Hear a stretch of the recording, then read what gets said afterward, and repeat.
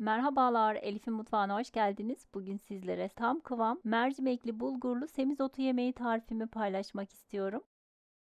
Öncelikle bir çay bardağı yeşil mercimeği yaklaşık 1 saat kadar ıslatalım. Daha sonra 10 dakika kadar haşlayıp süzgecin içerisine alalım. Tencerenin içerisine 3-4 yemek kaşığı kadar sıvı yağ alalım. Üzerine 1 adet orta boy yemeklik doğranmış kuru soğanı ekleyip 2-3 dakika kadar kavuralım. 1 adet kırmızı kapya biber ekleyelim. Onu da birkaç dakika kadar soteleyelim.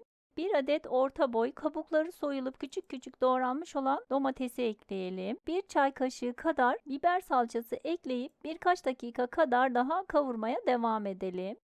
3,5 su bardağı su ekleyelim klasik su bardağı ile.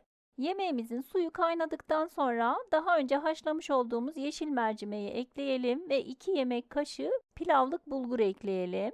Karıştıralım ve tenceremizin kapağını kapatalım. Kısık ateşte bulgurlar yumuşayana dek pişirelim. Yaklaşık 15 dakika kadar pişirdiğimiz yemeğimize 1 çay bardağı haşlanmış nohut ekleyelim. Üzerine 1 demet irice doğranmış olan semizotumuzu ekleyelim. 5 dakika kadar tenceremizin kapağını kapatalım. Kısık ateşte pişirelim ve üzerine 1 dolu tatlı kaşığı toz biber, yeterince karabiber ve tuz ekleyelim.